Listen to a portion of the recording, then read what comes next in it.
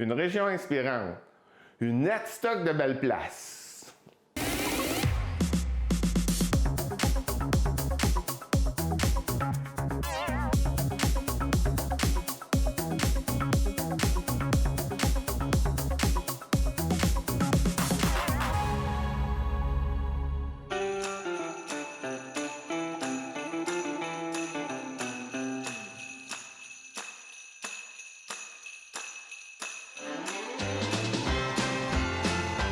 Bonsoir, bienvenue à l'émission Une stock de belles places.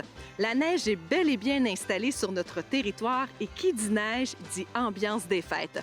Tout au cours de l'émission, vous serez à même de découvrir le travail des différents comités d'embellissement qui se sont donnés comme mission d'illuminer les secteurs atstockois afin de souligner la magie des fêtes.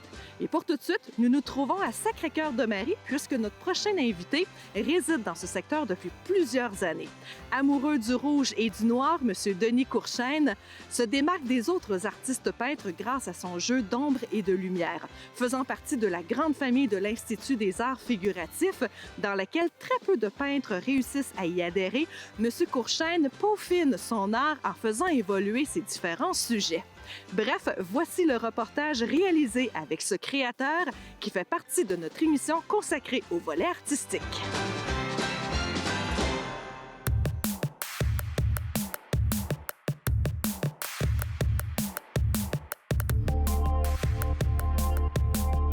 J'ai commencé avec les petits paysages. Après ça, j'ai fait mon arbre rouge. Après ça, j'ai commencé les chaises. J'ai fait des chevaux. J'essaye toutes sortes de choses nouvelles. Comme là, actuellement, j'essaye de faire, à partir de mes chaises, de les robotiser. Donc, c'est encore une autre recherche. Plus contemporain. J'ai toujours travaillé dans la couleur, hein, à partir de 18 ans. Puis avant, je coloriais, je faisais toutes sortes d'affaires avec la couleur. Puis mon père était tailleur, je veux dire, j'ai la couleur encore. J'ai passé ma vie dans la couleur et c'est ça que j'aimais. J'étais chanceux, j'ai travaillé dans la couleur, c'est ça que ça m'a donné. Puis j'aime ça. J'aime le noir. Je m'affirme. La noirceur, premièrement, c'est le contraire de la lumière, puis je travaille beaucoup avec la lumière. Mais la noirceur, là, c'est tu sais, mettons, c'est comme un clair de lune. Un clair de lune qui fait que ça éclaire au sol. Mais en même temps, c'est la paix, c'est la tranquillité, ça fait du bien, ça. Je serais jamais capable de laisser le rouge. Et le noir, ben ça, c'est une base. Mais le rouge, c'est comme le rouge, c'est la vie, c'est la santé, c'est l'amour, c'est l'attaque, la défense. Le rouge, c'est tout. Mais j'aime le rouge. Mais j'en mets pas.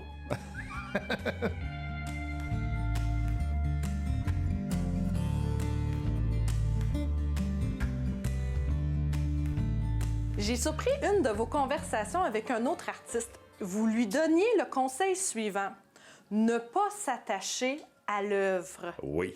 Alors, de quelle façon un peintre doit-il voir sa création? Quand ta toile est finie, elle est finie. Passe à d'autres choses. Quand tu t'attaches, tu te barres ici. Puis l'évolution, l'énergie pour faire un autre tableau, la créativité, ça sort, ça. C'est pas rien que là.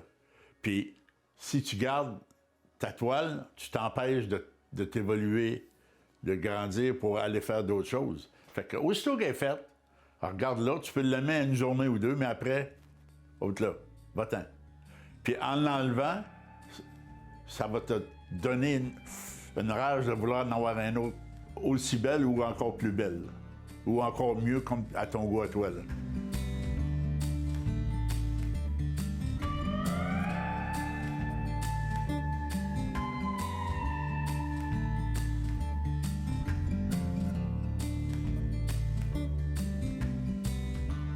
Moi, je pense qu'il faut évoluer tout le temps. Puis c'est plaisant parce qu'on recherche, donc on n'est jamais arrêté. Puis comme j'ai toujours dit, je ne prendrai jamais ma retraite. Dans ma tête, c'est impossible. Je suis toujours en train, je pense tout le temps à ça.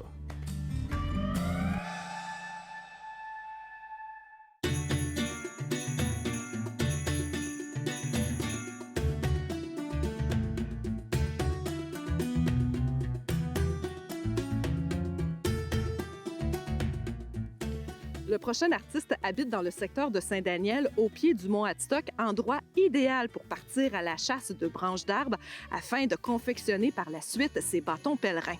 Retraité depuis une vingtaine d'années, M. Roch Lefebvre a découvert une véritable passion pour la sculpture sur bois. C'est d'ailleurs dans son atelier qu'il m'a donné rendez-vous pour partager avec vous les petits secrets qui se cachent derrière ses bâtons.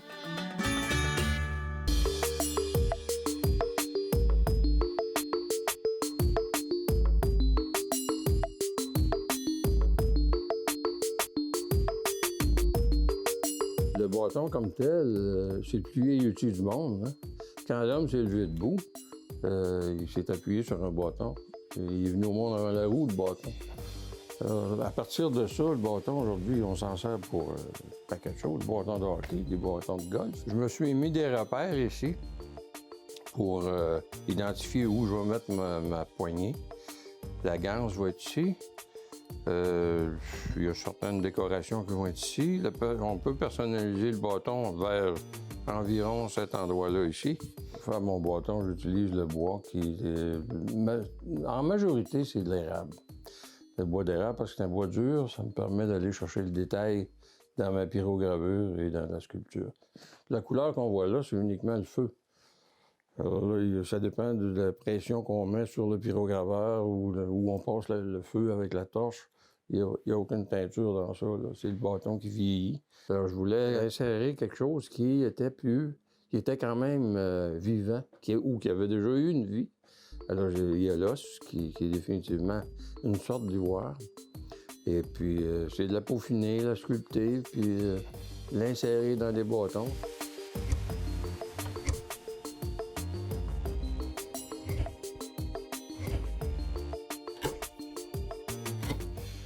J'ai été contacté par M. le maire et puis les conseillers aussi pour produire un bâton de pèlerin parce que j'étais en fait connu un petit peu dans la municipalité depuis plusieurs années avec le chemin des artisans qui est très bon. Et puis ils ont manifesté le désir d'avoir un bâton de pèlerin, mais alentour pour refléter un peu le général de tout ce que la municipalité représentait. Il y avait le tourisme, l'économie, il y avait le commerce, il y avait un peu de tout. C'est un symbole pour la passation des pouvoirs d'un maire à l'autre, tout simplement. Lorsqu'un maire quitte, à ce moment-là, l'autre il reçoit la charge municipale du maire qui quitte. Et puis, le maire qui quitte, lui, définitivement, il y a des petits bâtons aussi qui ont été produits pour remettre au maire qui quitte son poste, en souvenir tout simplement de son stage à la municipalité.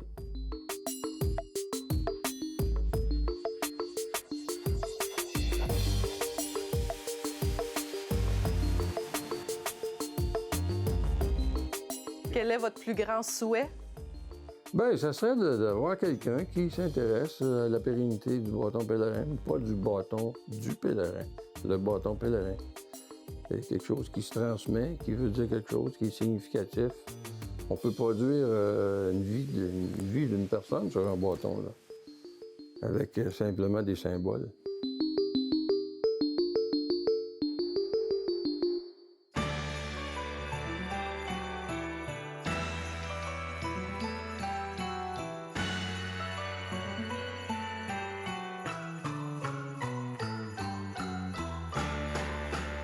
Nous concluons notre émission consacrée au volet artistique avec l'artiste peintre François Fauché, résident du lac à la Truite.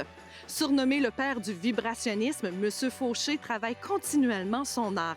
Après plus de 40 ans de métier, il peut affirmer avoir exposé dans 7 pays et avoir côtoyé des personnalités telles qu'Elton John, Billy Joel, le chanteur de la formation AC/DC Brian Johnson et l'actrice Halle Berry, puisqu'ils sont tous tombés sous le charme de ses toiles au point de s'en procurer une. C'est dans sa résidence secondaire que M. Fauché m'a ouvert les portes sur son monde vibrant au rythme des couleurs.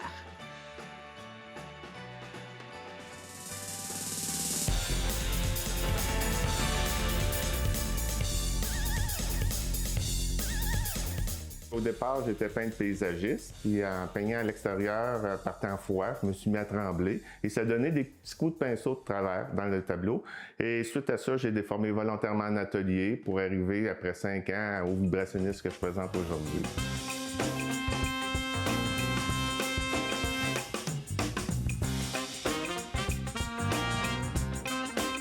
Quand j'ai vu que le vibrationniste avait créé vraiment un style unique, j'ai vu qu'il y avait un potentiel fou. Ce qui fait qu'en 89, en fait, de 83 à 88, j'ai développé le vibrationniste. Ensuite, j'ai passé plusieurs nuits blanches à réfléchir sur ma vie, au moins 1 à 2 nuits blanches par mois. Puis en 89, j'ai décidé de laisser mon métier pour faire connaître le vibrationniste internationalement. Ma première reconnaissance officielle du vibrationniste a eu lieu quand j'ai exposé pour la première fois à New York en 93. À l'époque, vu que j'avais un style nouveau, j'avais fait la page couverture du Artspeak Magazine à l'époque, la revue la plus in à l'époque à New York.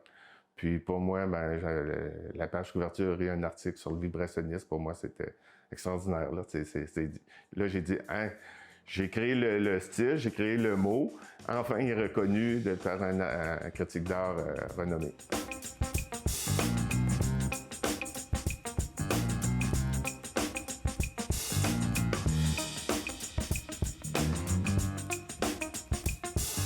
La musique est présente dans le sens que quand j'étais jeune, ma mère m'envoyait écouter des concerts classiques. J'ai appris le violon très jeune.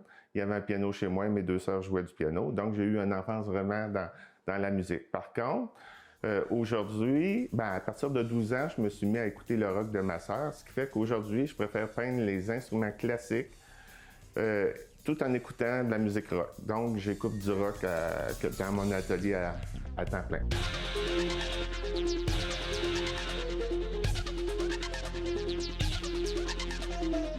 J'aime beaucoup les défis. Je me laisse aller souvent sur certains tableaux qui, dans le fond, restent dans ma collection personnelle. Ou qu'à un moment donné, il y a beaucoup de tableaux qui ont été faits dans les années 88, admettons, que là, que ne sortaient pas, que je n'ai pas montré à personne, qu'aujourd'hui, comme là, je fais des gros visages très déformés, mais aujourd'hui, c'est un rappel de ça. J'étais un peu, à l'époque, avant-gardiste par rapport à une production qui s'en vient pour le futur pour moi. Vos réseaux sociaux, j'ai remarqué que vous aviez tendance à prendre des photos en empruntant la pose de l'avion. Bien oui. La seule question que j'ai à vous demander, c'est pourquoi? Qu'est-ce que ça signifie pour vous?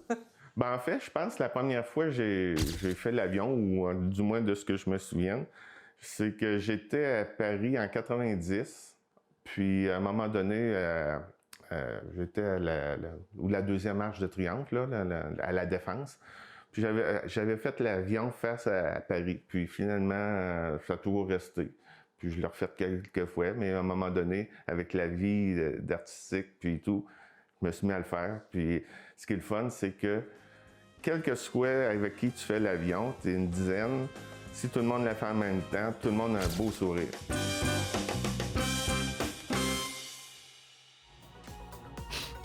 Voilà, c'est ce qui complète une Adstock de Belle Place. Merci beaucoup d'avoir été des nôtres. Pour revoir notre émission, consultez la programmation de Nous TV pour connaître les heures de rediffusion ou tout simplement la page Facebook de la municipalité d'Adstock pour visionner à nouveau nos reportages. Merci encore une fois aux différents comités d'embellissement qui ont effectué un travail remarquable concernant la décoration extérieure des différents secteurs d'Adstock. Le temps des fêtes sera fort différent cette année, mais cette petite touche viendra mettre un baume sur cette crise sanitaire qui sévit présentement. D'ailleurs, pendant la période des fêtes, la municipalité d'Adstock vous invite à profiter des activités de plein air accessibles sur notre territoire et de continuer à encourager nos commerçants et artisans locaux. À vous tous, joyeux Noël et bonne année. Au plaisir de se revoir en janvier 2021.